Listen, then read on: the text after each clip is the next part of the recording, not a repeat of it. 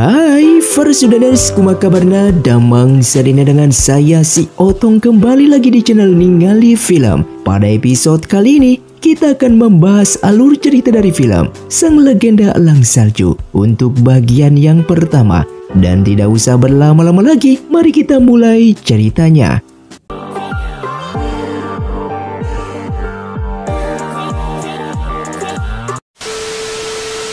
Film pun diawali dengan diperlihatkannya seorang anak kecil yang bernama Sueying sedang memburu rusa di hutan bersama kedua pamannya yang bernama Zhongling dan Tongshan, yang dimana nanti malam mereka akan melakukan perayaan 10 tahun hari jadi klan mereka yang bernama Klan Elang Salju.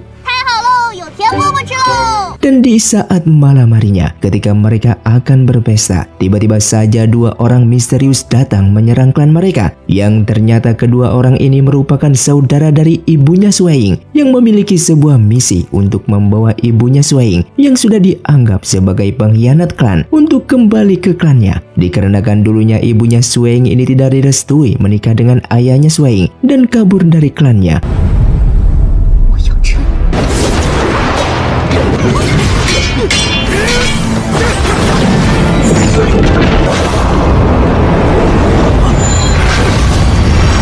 Dikarenakan kedua orang ini sangatlah kuat, membuat ayahnya Sueying tewas di sana. Sang ibu pun berinisiatif untuk menyerahkan diri kepada kedua saudaranya tersebut agar kedua anaknya itu selamat dari ancaman. Setelah kepergian ibunya dan atas meninggalnya sang ayah, Sueying bersama adiknya tinggal bersama kedua pamannya. Terlihat Sueying pun berusaha mempelajari bela diri menggunakan tombak agar menjadi lebih kuat demi menyelamatkan sang ibu yang keberadaannya tidak diketahui.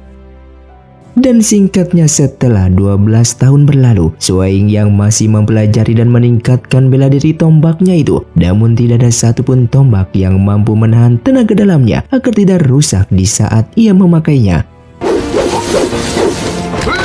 Sehingga sang paman pun mengajaknya untuk pergi ke sebuah kota untuk mencari dan membeli tombak yang lebih kuat lagi. Setelahnya mereka pun telah sampai di sebuah toko penjual senjata. Terlihat Sueying yang menolak memiliki tombak jenis terbaru. Justru ia memilih tombak berkarat yang harganya sangatlah murah. Ia pun menyadari jika di dalam tombak tersebut terdapat kekuatan tersembunyi yang mengharuskannya untuk memilikinya dan menamai tombaknya tersebut yang bernama Tombak Dewa Salju.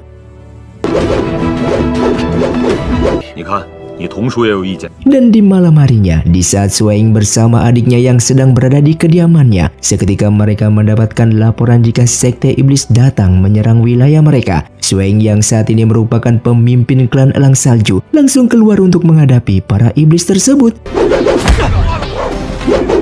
Sueying yang tidak memiliki kemampuan spiritual, namun ia mampu mengalahkan beberapa iblis itu dengan tombaknya yang tiba-tiba berubah menjadi seperti baru kembali setelah membunuh iblis tersebut.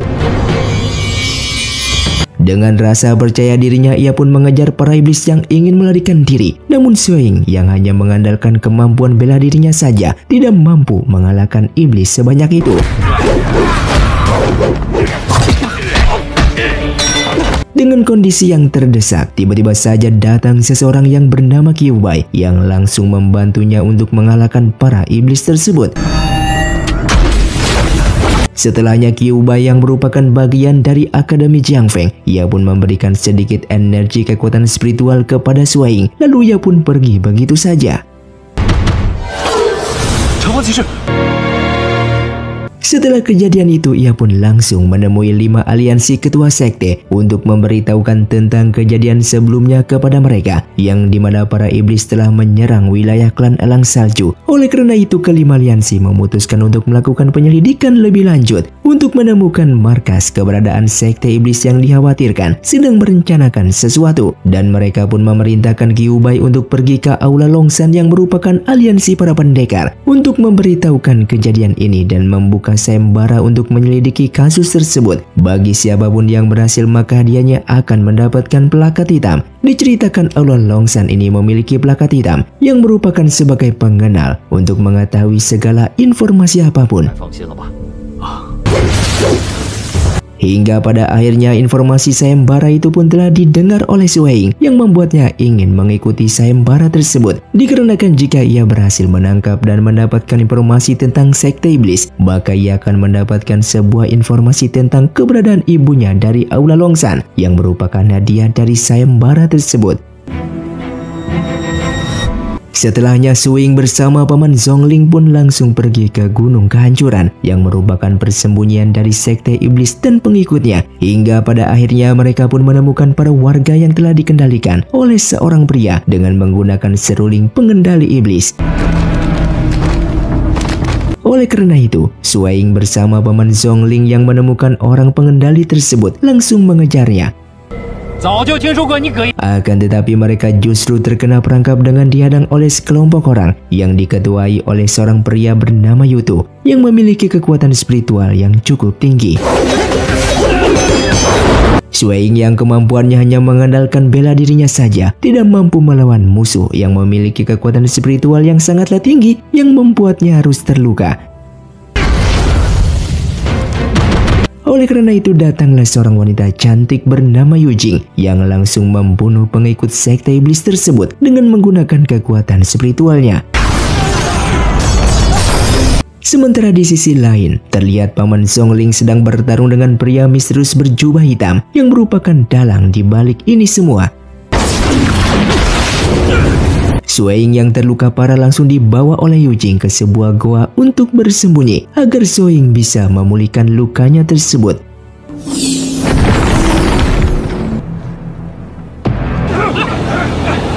Tak lama kemudian Kyuubai pun datang ke tempat lokasi. Dengan menggunakan ruang dan waktu ia pun mampu melihat kejadian yang sebelumnya terjadi. Yang seketika itu ia pun berhasil menemukan paman Zhongling yang keadaannya sudah tidak sadarkan diri akibat pertarungannya itu.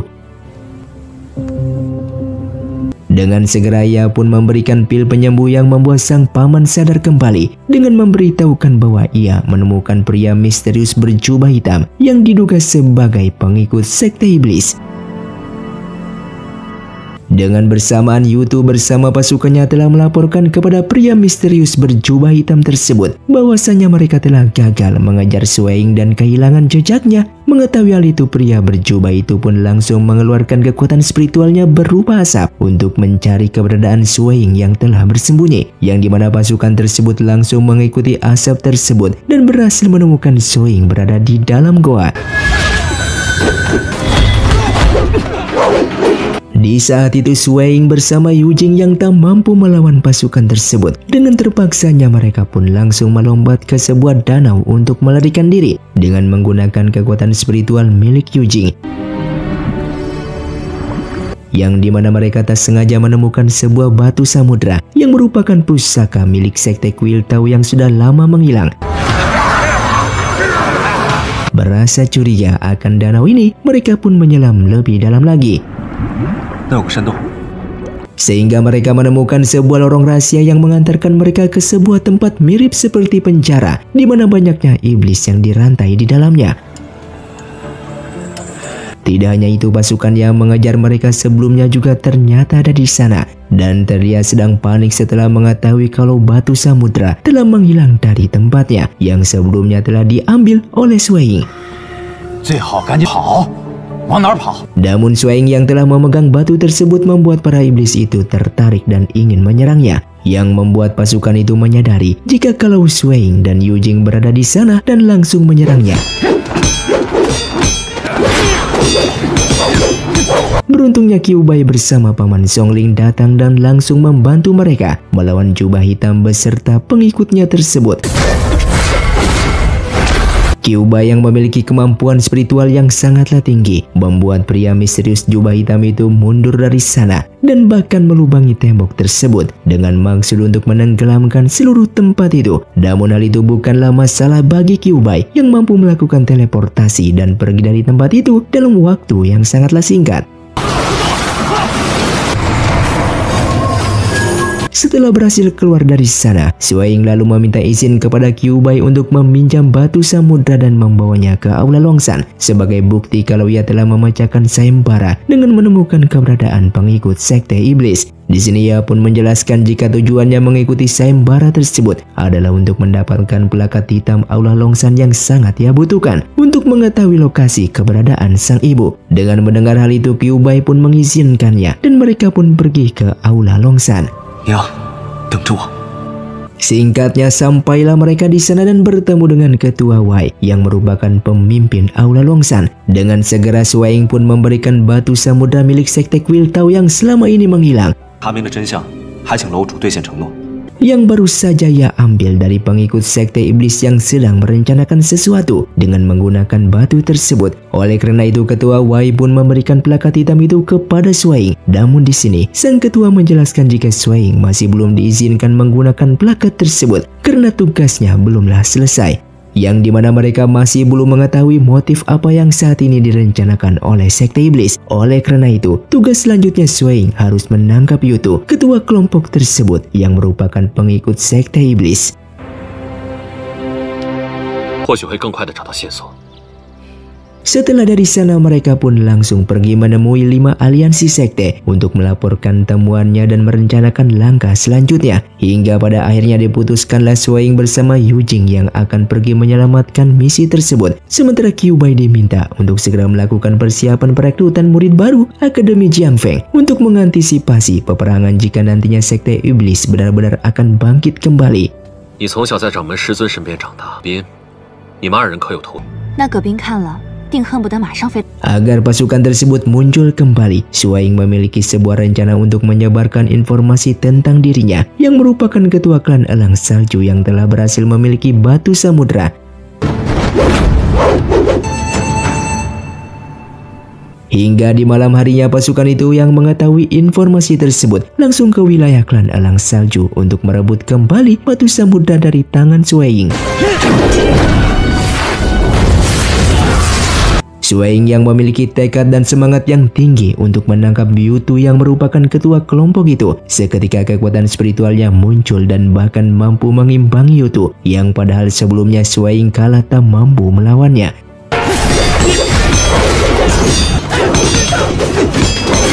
Tidak hanya itu, ia pun mampu menyerap seluruh kekuatan spiritual alam yang berada di sekitarnya, sehingga dengan satu kali serangan saja membuat Yutu tak berdaya.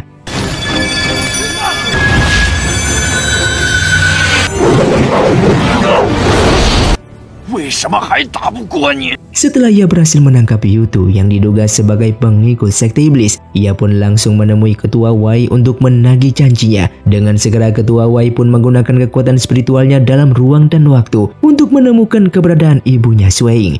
Yang ternyata saat ini ibunya Swaing sedang ditahan yang berada di klan Moyang, klan milik keluarga ibunya sendiri. 但楼主，就是初生牛犊不怕虎。 Dengan mendapatkan informasi itu, ia pun bergegas kembali pulang untuk mempersiapkan keberangkatannya. Di sini ia pun tidak memberitahukan tentang misinya tersebut untuk ke klan Moyang kepada kedua pamannya dan juga adiknya, karena ia tidak menginginkan jika mereka terluka akibat misi berbahaya ini. 青石，童三叔， Setelah mengetahui lokasi dengan petunjuk petanya dan mempersiapkan akan misinya ini, ia pun diam-diam menyelinap keluar dan pergi seorang diri untuk menyelamatkan ibunya tersebut. Setelah semalaman melakukan perjalanan, ia pun tidak sengaja bertemu dengan rombongan pedagang yang sedang dihadang oleh para perampok.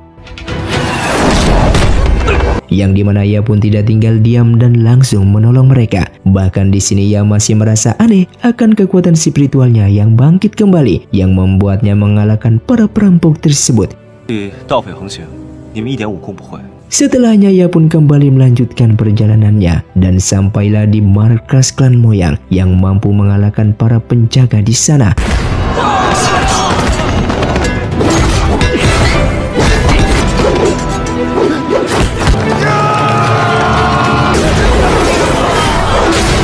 Dan setelah berhasil mengalahkan para penjaga tersebut, ia pada akhirnya sampai di depan pintu yang memiliki sebuah segel penghalang, yang di balik pintu tersebut terdapat ibunya Swaing.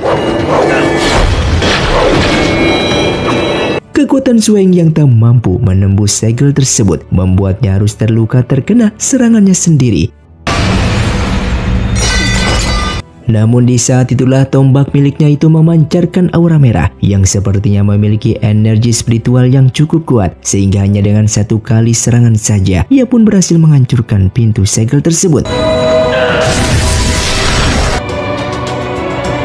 Shueng yang bahagia melihat dan bertemu kembali dengan sang ibu yang hampir 12 tahun tak bertemu. Namun keadaan itu tidak berlangsung lama dikarenakan Mo Yang Chen datang ke sana yang merupakan pamannya Shueng, sekaligus orang yang telah membunuh ayahnya Shueng di 12 tahun yang lalu. Shueng yang terluka akibat tak mampu melawan sang paman, ibunya pun kembali menolong anaknya tersebut dengan membuat teleportasi agar Shueng keluar dari tempat itu dan tidak dibunuh oleh pamannya tersebut. Dengan melihat tindakan itu, Mo Yang Chen pun langsung marah kepada ibunya Shueng, yang ternyata Mo Yang Chen memenjarakan ibunya Shueng bukanlah karena dia telah mempermalukan keluarganya akibat pernikahan dengan ayahnya Shueng, namun dikarenakan ibunya Shueng dulunya merupakan salah satu dari anggota klan mereka yang mampu membangkitkan kekuatan milik klannya yang disebut dengan darah purba. Namun setelah perang besar 20 tahun yang lalu, ibunya Shueng telah kehilangan kekuatan tersebut bersamaan dengan energi spiritualnya, dan juga alasan ibunya Shueng yang tidak ingin memberitahukan rahasia tersebut dikarenakan saudaranya telah bekerja sama dengan sekte iblis. Sementara di tempat lain, terlihat kedua paman Shueng baru menyadari akan kepergian Shueng yang ingin menyelamatkan ibunya. Mereka pun bergegas pergi ke klan Mo Yang untuk membantu Shueng. Namun ternyata Shueng yang sudah tergeletak tak sadarkan diri dan dengan segera membawanya pulang untuk segera diobati.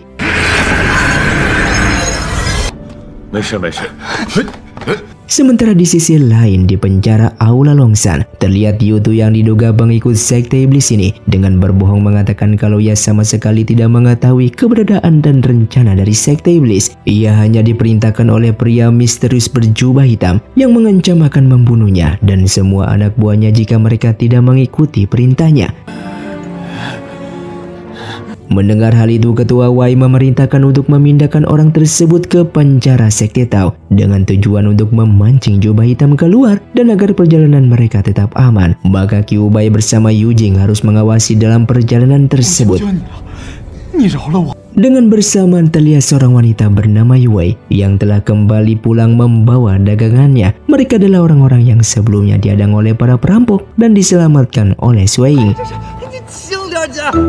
Terlihat sang ayah bernama Ketua Kong yang merupakan ketua klan tersebut memarahi anaknya itu yang ikut bersama rombongan untuk menjual dagangan mereka. Apalagi sang ayah mengetahui kalau mereka baru saja dihadang oleh para perampok. Maka dari itu sang ayah yang tidak ingin putrinya ini terlalu ikut campur dalam berdagang, ia pun berinisiatif untuk menikahkan putrinya ini dengan sesegera mungkin agar ada yang mampu melindunginya. Oleh karena itu ia akan mempertemukan putrinya ini dengan seorang pria yang sejak kecil mereka sudah dijodohkan.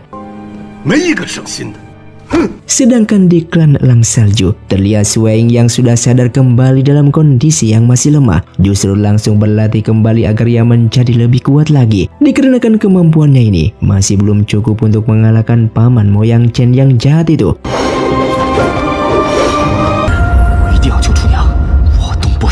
Oleh karena itu, agar kekuatan spiritualnya ini menjadi lebih kuat lagi, ia pun memutuskan untuk masuk ke Akademi Jiang Feng agar ia bisa berguru kepada Qiu Bai. Dengan bersamaan, Ketua Kong bersama Yu Wei pun telah sampai di kediaman klan Elang Salju, yang ternyata pria yang sebelumnya diceritakan oleh Ketua Kong adalah Shueng, pria yang akan menikah dengan putrinya tersebut. Dikarenakan dulu mereka berdua ini sejak kecil sudah dijodohkan, namun Shueng yang memang belum memiliki niat untuk menikah, ia pun menolaknya dengan cara yang halus dengan mengatakan jika saat ini ia ingin masuk ke dalam perguruan Jiang Feng agar ia bisa menjadi lebih kuat lagi dan mampu menyelamatkan sang ibu. Yang pada akhirnya Shueng pun berpamitan kepada sang paman, memintanya untuk menjaga Qingxi, yaitu adiknya tersebut. Singkatnya, Shuang yang akan menuju ke Akademi Jiangfeng tak sengaja bertemu dengan rombongan sekte kuil Tao yang sedang membawa tahanan Yutu. Namun sesaat mereka menyadari akan kedatangan pria berjubah hitam tersebut yang langsung memberikan energi hitam kepada Yutu yang membuatnya menjadi lebih kuat lagi, dan terjadilah pertarungan di sana.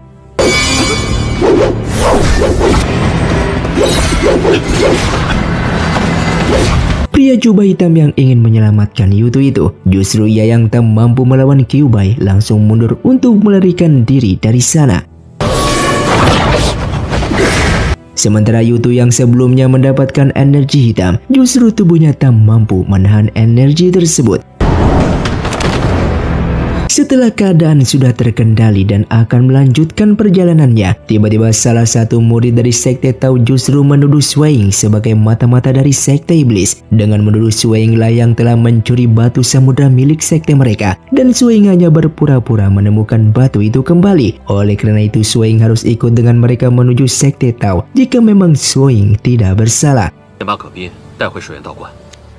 Singkatnya, tibalah mereka di sekte Tao dan bertemu dengan sang ketua. Di sini Shuang yang memang bukanlah mata-mata dari sekte iblis, ia pun membuktikannya dengan cara yang mudah di hadapan seluruh murid sekte Tao. Ia pun menjelaskan jika ia telah menemukan sebuah botol milik pengikut sekte iblis yang sebelumnya ia ambil dari dalam danau. Dijelaskan kalau bubuk ini akan bereaksi menjadi mayat hidup jika terkena tubuh orang-orang yang sudah berinteraksi dengan sekte iblis, yang padahal itu hanyalah bubuk cabai biasa. Dengan mendengar hal itu, terlihat dua orang murid di sana menjadi ketakutan dengan mengakui jika mereka berdua ini adalah mata-mata sekte iblis, dan sebelumnya mereka lah yang telah mencuri batu samudra milik sekte Tao tersebut.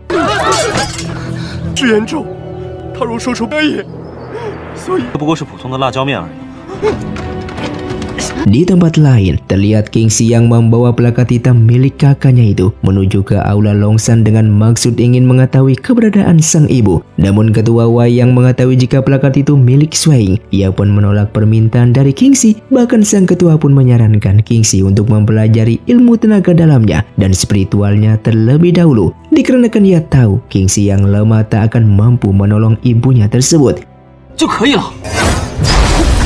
Lalu ia pun memberikan sebuah lukisan yang bergambarkan seseorang master spiritual, dan ia menyuruhnya untuk pergi mencari dan menemui master tersebut tanpa memberitahukan lokasinya. Kingxi yang kebingungan mencari keberadaan sang master itu, berhari-hari ia pun mencarinya, dan pada akhirnya ia pun menemukan seseorang yang mirip dengan lukisan yang dibawanya. Orang ini adalah Master Bai yang sedang mengajarkan bela diri terhadap para muridnya, dan di sampingnya merupakan murid senior yang bernama Jirong. Kingxi yang menyadari jika Master Bai merupakan master yang dimaksud, ia pun langsung berlutut di hadapan sang master sambil memperkenalkan dirinya dan memohon untuk menjadi muridnya. Namun Master Bai mengatakan kalau ia tidak menerima murid dan langsung pergi meninggalkannya begitu saja. Kingxi yang berniat ingin menjadi lebih kuat lagi, ia pun mengikuti sang master sampai di kediamannya dengan memohon berlutut mengatakan jika ia akan tetap di sini sampai sang master mau menerima menjadi muridnya. Hingga di malam harinya, terlihat Kingxi yang masih berlutut di luar membuat Jirong kasihan dan membawakan sedikit makanan. Bahkan sang master yang merasa terganggu akan berisiknya Kingxi yang sedang menghafalkan ilmu bela dirinya, membuat sang master memerintahkan Jirong untuk membawa Kingxi masuk untuk beristirahat di dalam. Sementara di penjara sekte Tao, terlihat segel yang digunakan untuk menyegel Yutu di dalam penjara seketika menghilang dan membuatnya bisa kabur dari sana. Yang ternyata itu semua rencana oleh Shuang dan teman-temannya dengan sengaja melepaskan Yutu agar mereka bisa mengikutinya secara diam-diam untuk menemukan petunjuk tentang keberadaan Tang Yun. Hingga pada akhirnya mereka pun berhasil mengikuti dan menemukan tempat tersebut yang diduga sebagai tempat Yutu menemui Tang Yun. Namun ternyata kedatangan Tang Yun bukanlah untuk menolong Yutu, melainkan justru membunuhnya yang diduga sudah bersekutu dengan sekte Tao. Kyuubi yang melihat hal itu langsung berusaha menangkapnya, namun Tang Yun berhasil melarikan diri dari sana. Setelahnya mereka pun kembali menemui ketua sekte 5 aliansi dengan memberikan koin yang baru saja mereka dapatkan. Dengan melihat koin ini, para ketua sekte pun langsung mengetahui kalau koin ini milik sekte Belati Darah. Sekte tersebut dulunya merupakan salah satu sekte pelindung seperti mereka. Namun sekte itu keluar setelah pemimpinnya digantikan dengan pemimpin yang baru yang terlalu memiliki ambisi terhadap harta. Oleh karena itu mereka pun sepakat untuk pergi ke sana dan mencari sebuah bukti kalau selama ini sekte Belati Darah telah bekerja kepada sekte iblis.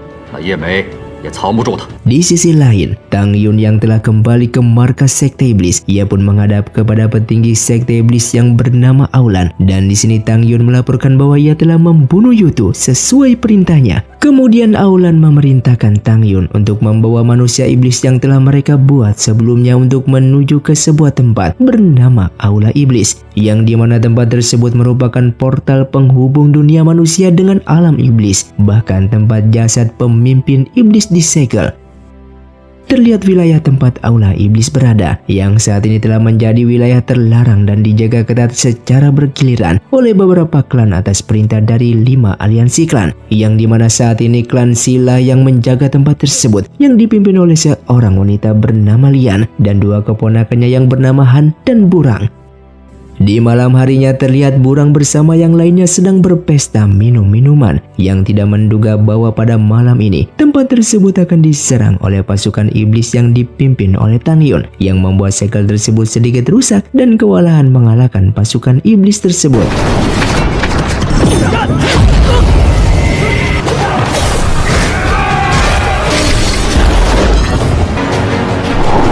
Hingga keesokan paginya, setelah mendapatkan kabar kalau Aula Iblis baru saja diserang, para ketua sekte pun langsung bergegas menuju tempat tersebut untuk memperbaiki segelnya. Dan setelahnya para ketua pun menghukum klan Si untuk selamanya menjaga tempat ini untuk membayar kesalahan mereka karena telah dianggap lalai menjalankan tugasnya. Setelah menerima hukuman, Lian pun memanggil kedua keponakannya untuk memberitahukan hukuman tersebut, di mana hal itu pun menjadi pelajaran bagi mereka karena selama kekuatan klan Si di bawah naungan sekte Tao, maka mereka hanya bisa menuruti perintah kelompok yang lebih kuat dan tidak bisa membantahnya. Untuk itu Lian pun meminta mereka untuk masuk ke Akademi Jiang Feng agar kekuatan mereka sebagai penerus klan bisa meningkatkan dan tidak lagi menjadi kelompok yang ditindas. Sementara itu setelah memperbaiki aula jiwa, para ketua pun berencana untuk melanjutkan perjalanannya menuju ke sekte Belati Darah, yang dimana diperlihatkan Tang Yun yang berada di sana meminta obat untuk merawat luka-lukanya. Dan tak lama kemudian para ketua sekte pun datang ke sana yang membuat Tang Yun bersembunyi dari hadapan mereka. Terlihat Yimei yang merupakan pemimpin dari sekte Belati Darah ini pun menyambut kedatangan para ketua sekte seperti biasanya, yang seolah-olah tidak terjadi apapun, yang dimana ia seperti menutupi keberadaan Tang Yun dan sama sekali tidak berniat untuk membantu para ketua sekte hingga pertarungan pun terjadi. Dengan kesempatan itu, Suaying bersama Yujing menyelinap untuk menggeledah seluruh tempat tersebut dan mencari keberadaan Tang Yun. Namun mereka yang tidak menemukannya justru diserang oleh para anggota sekte Belati Darah. Oleh karena itu, para ketua sekte pun meminta maaf dan pamit dari sana karena mereka tidak menemukan sebuah bukti jika setetes Belati Darah merupakan bagian dari sekte iblis. Singkatnya, Tang Yun yang telah bersembunyi pada akhirnya keluar dari persembunyiannya dengan berterima kasih kepada Yimei yang sudah menolongnya. Singkatnya, Suaying bersama Yujing pada akhirnya menuju ke Akademi Jiang Feng untuk mengikuti ujian masuk akademi. Terlihat para calon murid berdatangan dari berbagai klan yang hadir di sana. Di sini ada Yue bersama adiknya yaitu Hao dari klan Kong juga mengikuti ujian tersebut. Bahkan Han dan Burang juga ada di sana dari klan Si yang diperintahkan oleh bibinya yaitu Lian untuk berlatih di akademi ini demi meningkatkan level kultivasi mereka. 通过闭门者 Sebelum masuk ke akademi, mereka harus melakukan sebuah ujian mengikuti kemampuan mereka, yang dimana mereka harus memecahkan teka-teki simbol agar pintu masuk yang berada di hadapan mereka ini terbuka. Namun di saat mereka menginjak simbol tersebut, seketika mereka ini masuk ke dalam alam bawah sadar mereka dengan halusinasinya. Swaing yang menyadari jika ini merupakan sebuah jebakan, ia pun berhasil terbangun dari halusinasi tersebut. Bahkan ia pun membangunkan semua orang di sana. Setelah mereka tersadar kembali, mereka harus menginjak lantai segel sesuai dengan urutan simbol yang muncul. Dan pada akhirnya Swaing bersama yang lainnya pun berhasil lolos dalam ujian ini dan masuk ke dalam akademi. 守住本心，团结一心。 Singkatnya mereka pun telah resmi menjadi murid Akademi Jiang Feng, dan pelajaran pertama yang mereka dapatkan adalah mengenai batu kristal, yang dimana mereka diminta untuk mempelajari kombinasi dari energi batu kristal tersebut. Lalu setelah menyimak contoh yang diberikan oleh Qiubai, mereka diminta untuk berlatih kemampuan dasar menggunakan batu tersebut. 心意枪法是基础，武学是。 Lalu setelah mengenal esensi dari energi spiritual, Xiaoxi, pemimpin aliansi kota awan yang menjadi pembimbing di sana, meminta mereka memperlihatkan kemampuan masing-masing untuk menilai sejauh mana level perguruan energi kultivasi mereka. 天空中一共有1001片花瓣。我的。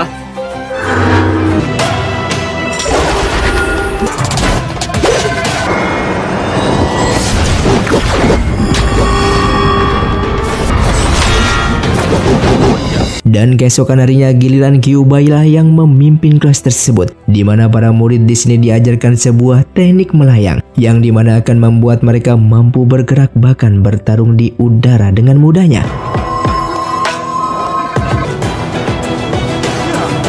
Tak lama kemudian setelah kelas itu selesai, tiba-tiba Akademi Jiang Feng ini didatangi oleh sekelompok berjubah hitam yang diduga dari sekte iblis yang langsung menyerang para murid di sana.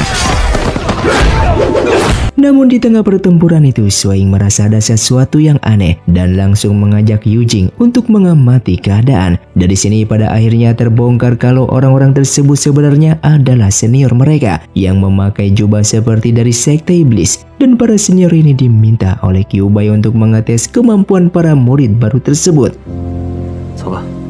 Singkatnya, setelah beberapa hari belajar di akademi ini, terlihat para murid diberikan waktu libur untuk berjalan-jalan di kota. Namun di sana Swaing yang tidak sengaja melihat ada sekelompok manusia iblis yang menyamar, yang sepertinya sedang menuju ke suatu tempat. Karena penasaran, ia lalu mengajak Yujing untuk mengikuti orang-orang tersebut. Hingga mereka pun telah sampai ke sebuah hutan, yang dimana para manusia iblis itu terlihat memasuki sebuah portal, sehingga mereka pun langsung menyerang manusia iblis tersebut dengan maksud untuk menghentikannya. Namun tindakan itu justru membuat Swaing ikut masuk ke dalam portal. Tak lama kemudian Han dan Burang juga tiba di lokasi tersebut setelah sebelumnya melihat Yujing pergi dengan tergesa-gesa bersama dengan Swaing. Lalu setelah mengetahui apa yang baru saja terjadi, mereka pun bergegas mencari keberadaan Swaing yang telah menghilang. Dengan bersamaan diperlihatkannya Swaing yang sebelumnya ikut terseret ke dalam portal. Lalu tiba-tiba di sebuah lokasi yang ternyata adalah tempat Tang Yun mengumpulkan semua manusia iblis seperti sedang mengadakan sebuah ritual. Dengan menyadari kehadiran Swaing, Tang Yun langsung menyerang Swaing saat itu juga, yang pada akhirnya membuat terlempar kembali ke dalam portal. Akibat pertarungan itu, membuat Tang Yun harus menderita luka yang cukup parah di mata kirinya. Dengan begitu ia pun memutuskan untuk segera kembali ke markas untuk mengobati lukanya tersebut.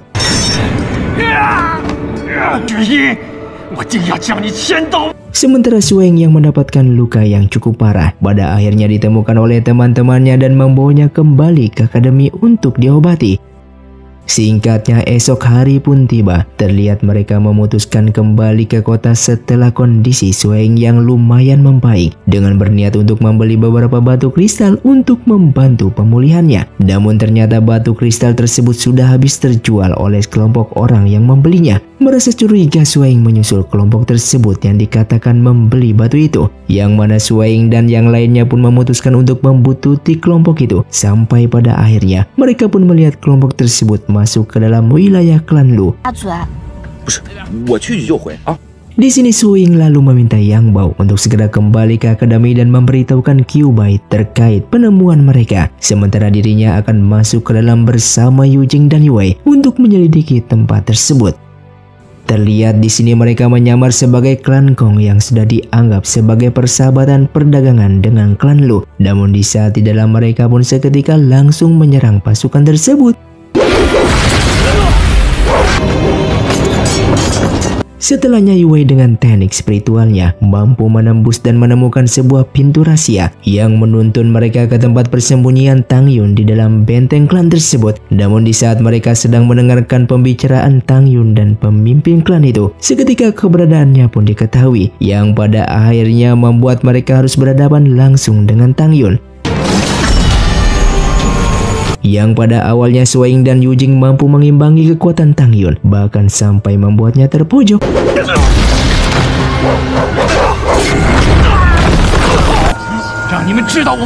Namun keadaan berubah setelah Tang Yun merubah wujudnya ke wujud iblis dengan menyerap kekuatan pemimpin klan Lu dan menyerang Suing. Yang dimana pertarungan tersebut juga menghancurkan benteng klan Lu, yang pada akhirnya membuat Suing pun harus terus melawan Tang Yun sekaligus menyelamatkan teman-temannya dari runtuhan bangunan. Tak lama kemudian Kyuubai dan Yang Bao tiba di tempat tersebut dan langsung menyelamatkan mereka satu persatu dengan menggunakan kekuatan teleportasinya. Sementara Tang Yun sendiri juga lebih memilih pergi dengan membawa puluhan ribu batu kristal yang sudah ia kumpulkan sebelumnya. Namun usahanya tersebut sia-sia karena Kyuubai menghadangnya dan berhasil merebut batu tersebut. Setelah berhasil merebut batu kristal dari tangan Tang Yun, Kyuubai lalu pergi menemui para ketua sekte 5 aliansi. Dan dari pertemuan itu pada akhirnya disepakati kalau batu-batu tersebut akan disimpan. Sementara itu Tang Yun yang sebelumnya telah gagal menyelamatkan batu kristal kalau kembali ke markas sekte iblis dan melaporkan kejadian tersebut kepada Aulan dan Pendeta Agung, orang-orang yang merencanakan kebangkitan pemimpin iblis kembali dari seggelnya, dan yang ternyata batu kristal tersebut dikumpulkan untuk membantu mereka membuka portalnya.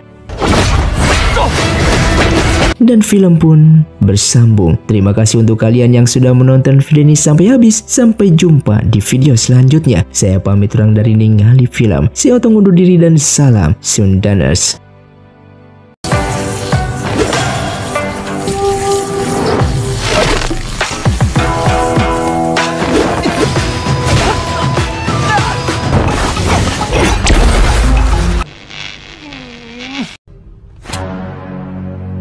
Hai para Sundaners, kumaha kabarna? Damang sadena dengan saya si Otong kembali lagi di channel Ningali Film. Pada episode kali ini kita akan membahas alur cerita dari film Sang Legenda Elang Salju untuk bagian yang kedua. Dan tidak usah berlama-lama lagi, mari kita mulai ceritanya.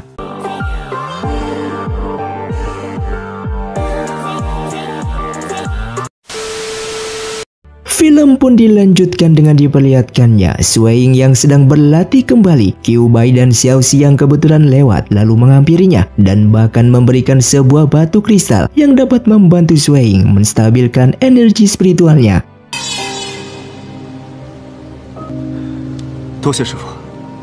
Namun tak jauh dari sana terlihat Burang yang melihat mereka dari kejauhan membuatnya salah paham. Yang dimana hal itu ia lalu memberitahukan kepada kakaknya yaitu Han dengan mengatakan jika Suing telah dianak emaskan oleh para master mereka. Mendengar hal itu membuat Han menjadi iri kepada Suing dikarenakan ia yang selalu berlatih ingin menjadi lebih kuat dan ingin dipandang oleh para master.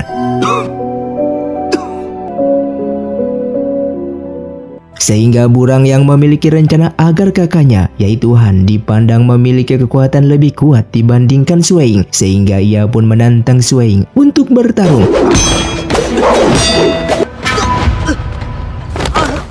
Namun ternyata pertarungan ini hanyalah sebuah umpan agar kakaknya yaitu Han mau bertarung dengan Suing dengan berpura-pura terkena serangan dari Suing yang kekuatannya tidak bisa dikendalikan. Han yang terpancing akan jebakan dari adiknya tersebut yang sedang berpura-pura terluka. Ia pun langsung menantang Suing untuk bertarung. Di pertarungan itu, Han benar-benar menggunakan kekuatannya untuk menyerang Suing dengan niat melukainya untuk membalaskan perbuatan Suing kepada adiknya yang padahal hanya berpura-pura terluka.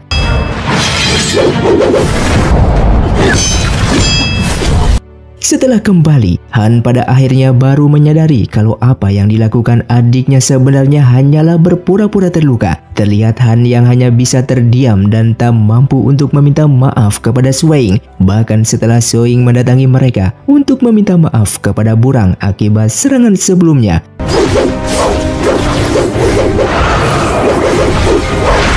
Di tempat lain, terlihat Aolan yang datang menemui Mo Yangchen untuk meminta klannya membuatkan senjata dewa yang mampu melukai seseorang dengan level kultivasi suci, yang dimana level tersebut seperti para ketua sekte 5 aliansi. Setelahnya Mo Yangchen pun langsung pergi menuju ke klan Pandai Besi yang sudah biasa membuatkan senjata untuk klannya dengan memerintahkan para pekerjanya untuk membuatkan senjata dewa dengan memberikan batu kristal darah suci sebagai bahan dasarnya. Namun mereka menolak permintaan tersebut dikarenakan hanya berbahan dasar seperti itu tidak akan mampu menjadikan sebuah senjata dewa, dan mereka harus membutuhkan bahan utama dari darah purba yang dipercayai mempunyai kekuatan berkali-kali lipat dari batu kristal darah suci tersebut.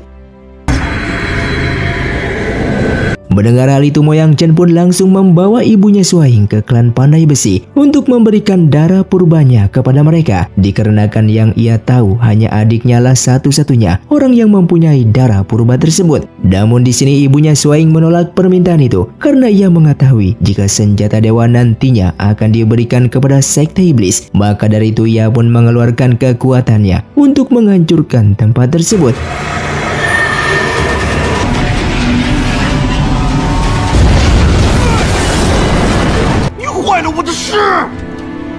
Setelahnya Mo Yangchen pun kembali ke markas sekte iblis untuk melaporkan bahwa ia bersama klan Pandai Besi tidak mampu untuk membuatkan sebuah senjata dewa. Namun di sini ia mengusulkan kepada Aolan untuk membeli senjata dewa kepada klan Kong, merupakan klan yang selalu menjual barang-barang antik terutama senjata, dan pastinya mereka memiliki senjata dewa.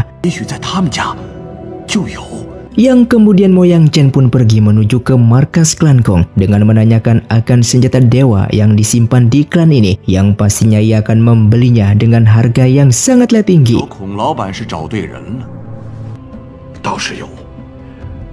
Setelah mendapatkan senjata dewa yang mereka butuhkan, Aolan pun langsung memimpin penyerangan ke wilayah sekte Kota Awan untuk merebut kembali batu kristal yang telah diambil oleh sekte 5 aliansi.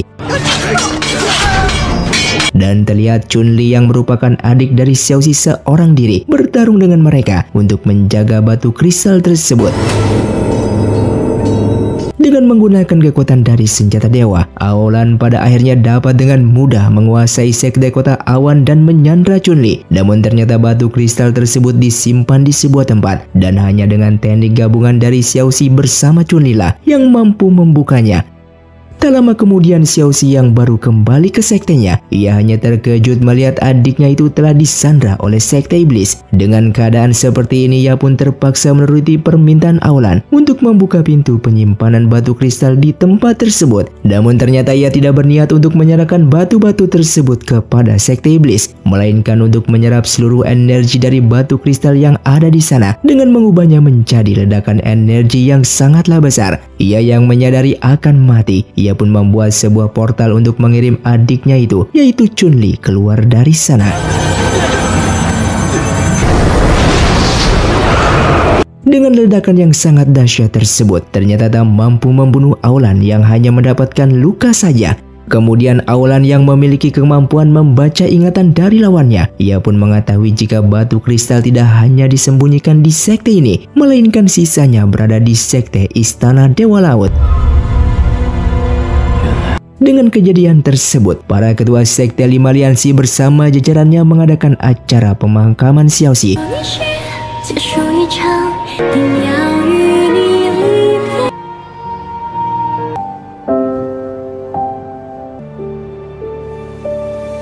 Namun di saat bersamaan sekte iblis ternyata juga memanfaatkan keadaan tersebut dengan melancarkan serangan ke wilayah sekte Istana Dewa Laut dan mengambil batu kristal itu. Menyadari kalau wilayah sekte Istana Dewa Laut sedang diserang, Kyuubai pun langsung berteleportasi bersama yang lainnya untuk melindungi wilayah itu. Namun ternyata mereka terlambat dan batu kristal yang ada di sana sudah dibawa oleh Aolan.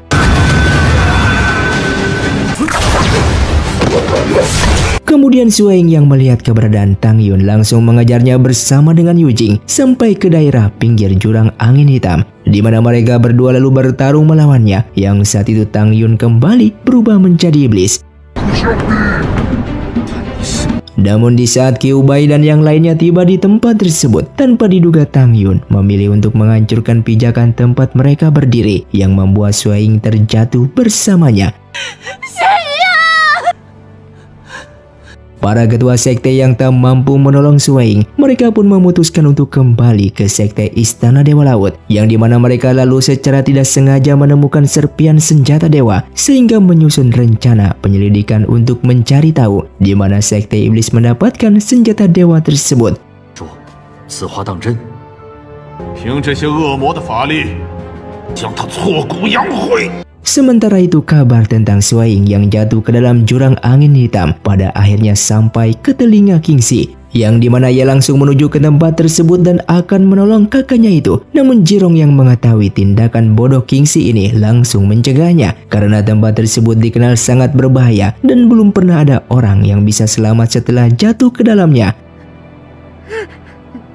Dengan waktu bersamaan, Yujing dan yang lainnya diperlihatkan telah memulai mencari tahu tentang siapakah yang telah menjual senjata dewa tersebut kepada sekte iblis. Namun setelah keliling di semua toko senjata yang ada di sana, tidak ada satupun dari mereka yang mengaku pernah memiliki senjata dewa tersebut.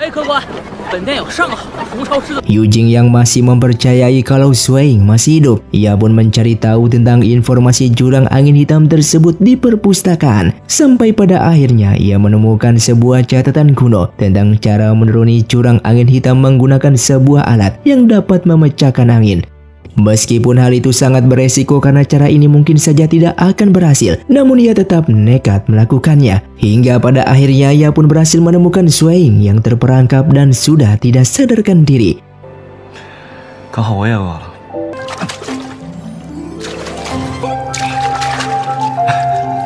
Sedangkan di sekte iblis, terlihat Aolan melaporkan tentang dirinya yang berhasil mendapatkan sebagian batu kristal kepada pemimpin iblis yang saat ini berada di dalam tubuh pendeta agung. Bahkan ia pun mengabarkan Tang Yun yang terbunuh setelah masuk ke dalam jurang angin hitam. Oleh karena itu, mereka harus mencari pendeta ketiga yang selama ini tidak pernah kembali ke sekte iblis untuk menggantikan posisi Tang Yun yang sudah mati. 成为我们的黑甲战士，他们的作息和的出息。 Di Akademi Jiangfeng, mereka yang mendapatkan kabar kalau Yujing telah menghilang dari akademi. Bahkan para murid senior pun telah menghilang secara misterius. Oleh karena itu mereka membentuk kelompok dan melakukan pencarian di sekitar wilayah akademi. Tak lama kemudian tiba-tiba muncul sebuah benda yang ternyata adalah lonceng iblis, yang mana hal itu sebenarnya sangat tidak mungkin terjadi berada di dalam akademi ini, kecuali ada pengkhianat dari sekte iblis yang sedang menyusup. Oleh karena itu Kyuubai pun langsung melaporkan informasi ini kepada para ketua sekte agar mereka mulai waspada terhadap serangan dari sekte iblis. Sampai pada akhirnya diputuskan kalau mereka akan memasang segel penghalang di sekitar akademi dan memerintahkan para murid di sana untuk berpatroli secara bergantian. 我会安排弟子们轮流值守。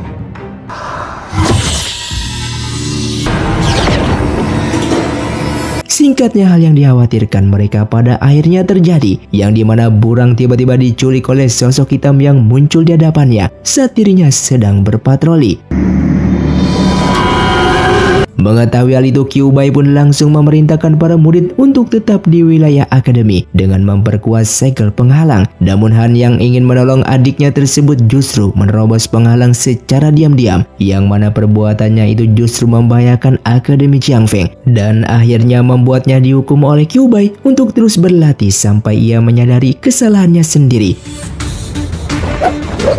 Di tempat lain, Shuai dan Yujing yang saat ini terjebak di dasar jurang angin hitam, yang dimana mereka secara tidak sengaja melihat dua orang tidak dikenal yang melintas di tempat itu. Karena curiga, mereka lalu mengikutinya sampai ke sebuah tebing yang ternyata adalah pintu rahasia menuju sekte angin hitam, sebuah sekte tertutup yang keberadaannya jarang diketahui oleh orang. Mereka berdua pun memutuskan untuk masuk ke dalam dan pada akhirnya bertemu dengan ketua sekte angin hitam yang langsung menyerang Shuai. Namun serangannya itu ternyata bukan bertujuan untuk menghabisi Shuai, melainkan hanya untuk mengetes seberapa tinggi level kultivasi yang dimiliki olehnya, yang dimana setelah mengetahui kalau Shuai belum mencapai level kultivasi suci, ketua sekte angin hitam langsung menghentikan serangannya dan justru memberikan Shuai sebuah kitab rahasia teknik dewa api. Ia lalu mengatakan jika Shuai yang ingin keluar dari jurang angin hitam, maka ia harus mempelajari teknik tersebut dan naik level sampai ke tahap kultivasi suci, karena hanya orang yang telah mencapai level suci lah yang dikatakan bisa keluar dari tempat tersebut. Di sini Shuai yang sama sekali tidak menyadari kalau ketua sekte angin hitam sebenarnya adalah pendeta agung sekte iblis yang sedang menyamar sekaligus menjadi dalang di balik penculikan beberapa murid di Akademi Jiang Feng yang sebelumnya. Di tempat lain, diperlihatkannya King Si dan Jirong yang telah kembali ke kediaman Master Bai, yang dimana ia lalu memohon kepada sang master untuk diajarkan ilmu spiritual petir.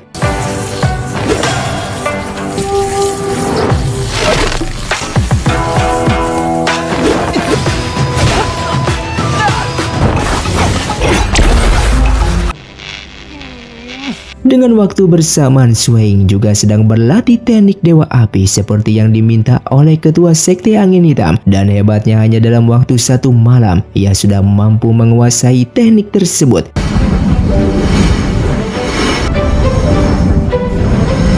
Oleh karena itu, ketua sekte angin hitam lalu menawarkan diri untuk membantu Shuai meningkatkan kekuatannya mencapai tahap suci. Namun dengan syarat Shuai harus setia mengabdi kepadanya jika dia telah berhasil sampai ke tahap tersebut. Walaupun Shuai menolak tawaran itu, namun ketua sekte tetap bersikap santai agar tidak mengundang kecurigaannya. Ia pun mempersilahkan Shuai untuk tinggal di wilayahnya karena menurutnya tidak akan ada orang luar selain anggota sekte angin hitam yang bisa keluar masuk dari tempat tersebut, terkecuali mereka yang telah mencapai tahap kultivasi suci.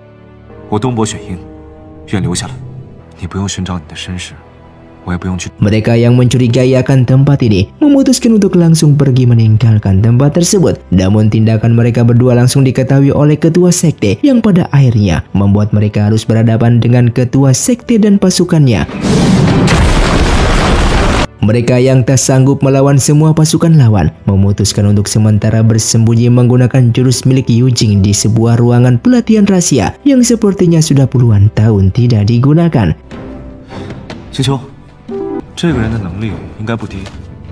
Terlihat di saat Yujing mentransfer energinya kepada Shuai yang keadaannya sedang melemah, tiba-tiba ia merasakan ada lonjakan energi yang sangat besar muncul di sekitarnya yang entah dari mana berasalnya. Diperlihatkannya Yue yang memutuskan untuk pulang ke kediamannya dengan ditemani oleh Yang Bo untuk menyelidiki kasus penjualan senjata dewa tersebut, karenanya klannya sajalah yang belum ia selidiki.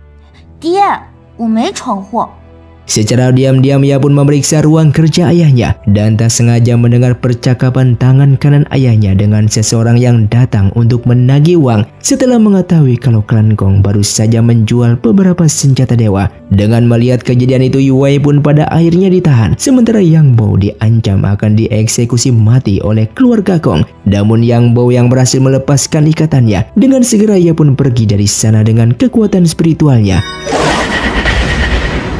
Singkatnya, di malam harinya, terlihat mereka berdua lalu melakukan penyamaran dan menakut-nakuti tangan kanan ayahnya Yue menggunakan jimat penyamaran milik Yang Bo untuk mencari tahu kepada siapakah senjata dewa itu dijual. Sampai pada akhirnya mereka pun mendapatkan informasi kalau senjata dewa milik klan Gong telah dijual kepada Moyang Chen.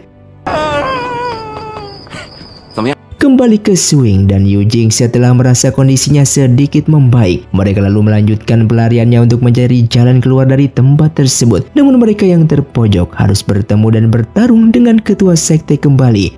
Swaing yang terluka justru membangkitkan kekuatan terpendamnya yang membuat level kultivasinya ke tingkat suci, yang dimana kejadian itu juga memunculkan fenomena langit yang menandakan telah lahirnya pendekar level suci yang baru di dunia persilatan.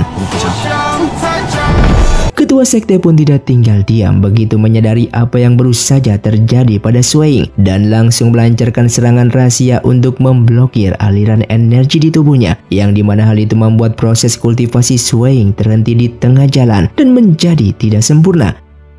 Setelah berhasil keluar dari jurang angin hitam, Yujing lalu bergegas membawa Swaing kembali ke akademi dan menceritakan apa yang baru saja terjadi. Namun setelah dicek, tidak ditemukan adanya tanda-tanda energi kultivasi suci di tubuh Swaing. Para ketua sekte yang mengetahui kalau ternyata di dalam jurang hitam terdapat sebuah sekte yang mencurigakan, mereka lalu memutuskan untuk mencari tahu tentang sekte tersebut.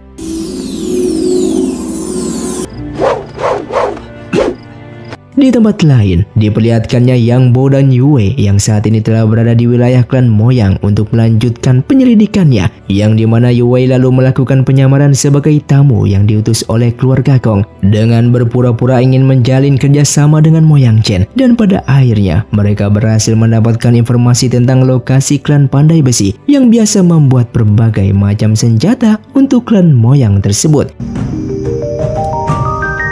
Kembali ke Akademi Jiangfeng, diperlihatkannya Swaing yang lukanya sudah mulai membaik pada akhirnya kembali ke jurang angin hitam bersama dengan para ketua sekte. Namun di saat sampai di sana, orang-orang sekte tersebut sudah tidak ada di tempat itu.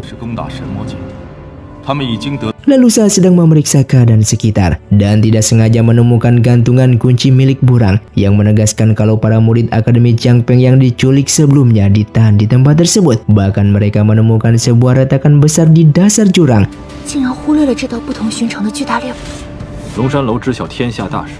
Lalu mereka pun bergegas menuju Aula Longshan untuk mencari informasi tentang daftar orang terkuat di negara ini yang mampu membuat retakan sebesar itu. Karena dikatakan tidak semua orang mampu melakukan hal itu, bahkan para ketua 5 sekte. Ketua Wei yang merupakan pemimpin Aula Longshan lalu membuka daftar 5 orang yang dikatakan punya kekuatan besar, namun 3 diantaranya telah lama mati dan hanya menyisakan 2 orang saja, yaitu ibunya Swaing yang sudah sejak lama ditahan di penjara klan Moyang, dan Lian yang kekuatannya baru saja terkuras setelah mempertahankan Aula Iblis dari serangan sekte iblis. Namun Ketua Wei mengatakan bahwa ada 1 orang lagi yang kemungkinan menyembunyikan kekuatan yang sangatlah besar di negara ini. Dia merupakan Master Bai, seorang kultivator misterius yang sangat jarang berbaur dengan masyarakat, yang tidak lain adalah gurunya Kingxi. Mendengar informasi itu, Ketua Sekte Istana Dewa Laut curiga kalau orang yang dimaksud sebenarnya adalah kakak seperguruannya yang telah mengganti identitasnya dan menghilang dari dunia persilatan sejak lama. Diceritakan kalau 20 tahun yang lalu ia mempunyai kakak seperguruan yang akan menjadi pemimpin sekte selanjutnya. Namun saat perang besar terjadi, dia terkena racun iblis yang membuat tubuhnya tidak bisa dikendalikan seperti iblis. Oleh karena itu dia pun memilih untuk meninggalkan sekte dan mengasingkan diri karena tidak ingin memperburuk reputasi sekte Tao.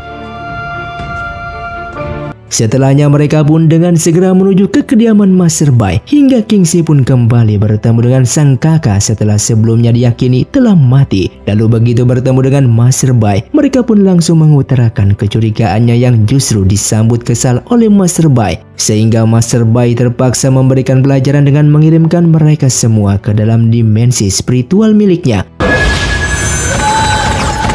Walaupun semua ketua sekte 5 aliansi ikut masuk ke dalam dimensi tersebut, namun tidak ada satupun dari mereka yang mampu menghancurkan dimensi itu. Sampai akhirnya Swaing berhasil memecahkan teka-teki untuk keluar dari tempat tersebut, sehingga ia meminta para ketua sekte untuk menyerang titik-titik tersebut secara bersamaan, hingga mereka pun berhasil keluar dari dimensi itu.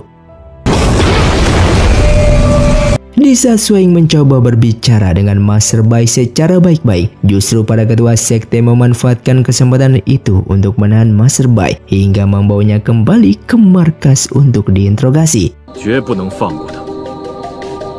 Di tempat lain, diperlihatkannya Aulan yang sedang menemui pemimpin iblis untuk melaporkan bahwa mereka telah menemukan lokasi kedua untuk membuka portal dimensi iblis, dikarenakan portal aula iblis yang sebelumnya telah dijaga ketat oleh pasukan 5 sekte aliansi. Lokasi kedua itu ternyata wilayah klan Elang Salju, karena di wilayah tersebut memiliki keterikatan yang saling menghubungkan antara dimensi manusia dan dimensi iblis. Mendengar hal itu, pemimpin iblis lalu memerintahkan Aulan untuk segera memulai pergerakan dan mengabarkan pendeta ketiga agar melakukan misi tersebut, yang ternyata pendeta ketiga ini merupakan Jirong, murid senior dari Master Bai.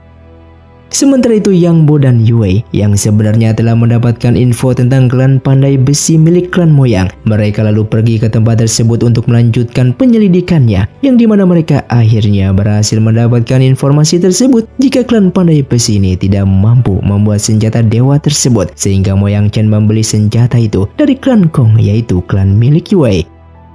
Kembali ke Akademi Jiangfeng, diperlihatkan Master Bai yang saat ini sedang ditahan oleh para ketua sekte, lalu didatangi oleh Han yang diingin menginterogasikan Master Bai. Namun tiba-tiba racun iblis yang berada di tubuh Master Bai ini aktif kembali, yang membuatnya seperti iblis. Melihat hal itu, ketua sekte Tao yang baru datang ke sana langsung menyerang Han hingga tak sadarkan diri untuk melindungi Master Bai dari para ketua sekte lainnya. Disinilah ketua sekte Tao pada akhirnya mengetahui kalau Master Bai memang adalah seniornya yang dulu pergi meninggalkan sektenya untuk mengasingkan diri. Untuk melindungi Master Bai dari ancaman para ketua sekte, ia pun meminta Master Bai untuk pergi dari sini dan kembali ke kediamannya, yang membuat para ketua sekte di sana terkejut akan keputusan tersebut. Sementara itu, Jirong yang sebelumnya telah mendapatkan pesan dari Aulan, ia juga telah berada di wilayah klan Elang Salju untuk mengamati kondisi di sana dan mencari titik lokasi kedua untuk membuat portal dimensi iblis tersebut. Singkatnya, para murid Akademi Jiangfeng pada akhirnya kembali berkumpul di akademi, dan di sini Yang Bo bersama Yue lalu melaporkan temuan mereka kepada para ketua sekte tentang Moyang Chen yang ternyata telah bekerja sama dengan sekte iblis. Dengan mendengar kabar tersebut, para ketua sekte lalu menyalahkan ketua sekte Gunung Dewa atas semua yang terjadi akibat ulah Moyang Chen yang merupakan muridnya. Ternyata dulunya Moyang Chen merupakan salah satu murid dari sekte Gunung Dewa, namun karena terlalu terobsesi dengan kekuatan, Moyang Chen pun mempelajari jurus terlarang dari sekte iblis yang membuatnya diusir dari sekte Gunung Dewa. Oleh karena itu, sang ketua sekte Gunung Dewa harus menemukan Moyang Chen dan akan menghukumnya atas perbuatannya tersebut. Namun ternyata Moyang Chen yang menyadari akan kedatangan sang guru kepadanya, ia pun berpura-pura mendapatkan mata-mata sekte iblis yang menyamar menjadi dirinya dan bekerja sama dengan sekte iblis agar semua orang menganggap itu dirinya. Dengan mendengar hal itu, sang guru pun hanya bisa terdiam dan tak memiliki alasan apapun untuk menghukum mantan muridnya tersebut lalu pergi dari sana. Di tempat lain, Jirong yang saat ini berada di markas klan Elang Salju diperlihatkan mulai meneliti wilayah sekitar, hingga ia secara tidak sengaja sampai ke makam mendiang ayahnya Suing yang diperkirakan merupakan titik lokasi yang dimaksud. Dengan segera ia pun melaporkan informasi tersebut kepada Aulan dan mendapatkan perintah untuk membuka jalan agar pasukan iblis bisa memasuki wilayah tersebut secara diam-diam. Sementara itu, Suing yang diperlihatkan masih terus berlatih untuk mengembalikan energi spiritualnya. Hingga Han yang tidak sengaja melihatnya sedang berlatih dan dibimbing oleh Kyuubai. Dengan melihat hal itu, Han lalu mencoba mendekati Kyuubai dengan memintanya untuk melatihnya juga agar bisa mencapai level kultivasi suci. Namun di sini Kyuubai menolak permintaan tersebut karena menurutnya Han terlalu terburu-buru untuk menjadi lebih kuat, yang nantinya menyebabkan tubuhnya terluka jika memaksanya. Han yang memiliki ambisi menjadi lebih kuat secara singkat dan ingin mengalahkan Suing. Dengan terpaksa ia pun mencuri akses ke ruang rahasia di perpustakaan yang hanya boleh dimasuki oleh para master akademi. Dengan mencuri beberapa buku bela diri di sana, ia pun langsung mempelajarinya seorang diri yang justru tubuhnya tak mampu menggunakan teknik tersebut. Singkatnya esok hari pun tiba. Di saat mereka sedang membersihkan perpustakaan, seketika kepala Yujing tertimpa sebuah benda yang membuatnya terlihat masa lalu di waktu kecil yang terpisah dari orang tuanya saat sedang terjadi perang melawan seseorang yang mempunyai kekuatan salju. Yang ternyata Yujing bukanlah berasal dari sekte Tao, melainkan hanya anak kecil yang tersesat dan dirawat oleh ketua sekte Tao hingga sampai saat ini. Setelah tersadar kembali, ia lalu menceritakan hal tersebut kepada Kyuuba yang kemudian memerintahkannya untuk pergi menemui Lian. Karena berdasarkan ingatan Yujing lihat, kejadian tersebut terjadi di aula iblis yang saat itu sedang dijaga oleh klan Shi. Yujing yang memutuskan untuk segera pergi menemui Lian dengan ditemani oleh Suing. Namun di depan gerbang akademi mereka tidak sengaja bertemu dengan Ketua Kong yang sengaja datang untuk membicarakan tentang perjodohan antara Suing dan Yue yang sebelumnya sempat tertunda. Di sini Suing yang kembali menegaskan kalau ia tidak ingin menjalani perjodohan tersebut, membuat Ketua Kong terdiam dengan ingin membalaskan dendamnya karena telah mempermalukannya di depan umum. Setelah mereka tiba di wilayah klan Shi, tiba-tiba dua orang misterius datang yang ingin menyerang Yujing.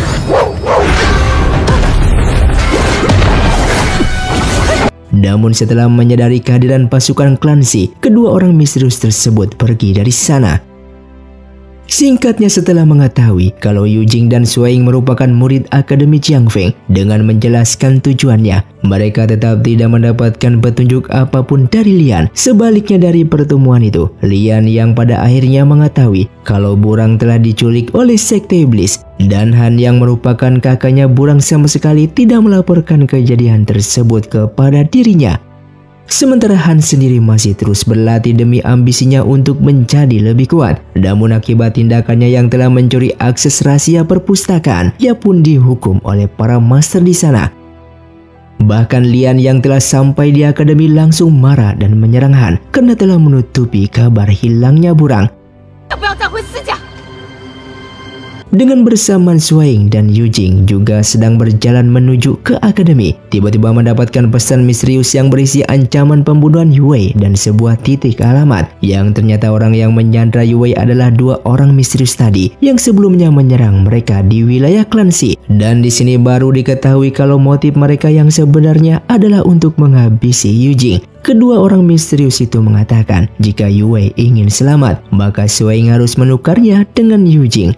Mendengar ancaman tersebut, mereka langsung menyusun rencana yang dimana Yujing menyetujui untuk menyerahkan dirinya dan ditukar dengan Yue. Sementara Suing bersama Yang Bo pun secara diam-diam melumpuhkan kedua orang misterius tersebut dan menyelamatkan Yue. Dari sini akhirnya diketahui kalau kedua orang misterius tersebut ternyata berasal dari sekte belati darah yang terkenal dengan pembunuh bayarannya. Untuk mengetahui orang yang memerintahkan kedua orang itu dalam misi menghabisi Yujing, mereka pun dengan sengaja membiarkan salah satu orang itu kabur untuk memancingnya. Terlihat mereka yang diam-diam menelusuri orang tersebut sampai pada akhirnya orang itu masuk ke sebuah kedai milik keluarga Kong, yang dimana pada akhirnya diketahui kalau ternyata Ketua Kong lah yang menyewa kedua orang misterius tersebut untuk membunuh Yujing yang dianggap sebagai penghalang perjodohan anaknya bersama Suing. Yang membuat Yue yang malu akan tindakan ayahnya tersebut, ia pun dengan segera meminta maaf kepada Yujing yang hampir dibunuh oleh tindakan ayahnya tersebut. Sementara itu Jirong yang sebelumnya diperintahkan Aulan untuk membantu menyusupkan prajurit iblis ke wilayah klan Elang Salju, diperlihatkan sedang menjalankan rencananya dengan menambahkan sedikit ramuan tidur ke dalam masakan yang ia siapkan untuk Kingxi dan yang lainnya. Namun seketika Kingxi tidak sengaja menjatuhkannya yang langsung membuatkan masakan baru. Jirong yang tidak ingin rencananya gagal, ia pun kembali ke dapur dan membuatkan masakan baru yang telah diberikan ramuan tidur untuk mereka. Singkatnya setelah semua orang di klan Elang Salju tertidur lelap, Jirong dengan leluasa membukakan gerbang untuk aula dan pasukannya yang telah menunggu di sana, yang dimana ia lalu mengantarkan mereka ke makam mendiang ayahnya Suing untuk mempersiapkan ritual pembukaan portal dimensi iblis di tempat tersebut. Namun Kingxi yang seharusnya tidur seperti yang lainnya, seketika ia terbangun dan merasakan ada sekelompok orang yang telah memasuki wilayahnya. Dan benar saja di saat ia berada di makam ayahnya, seketika pasukan sekte iblis menyerangnya. Namun dikarenakan Kingxi yang sudah mempelajari bela diri dan mempelajari spiritual petir dari Master Bai, ia pun mampu mengalahkan dan membunuh para prajurit sekte iblis tersebut.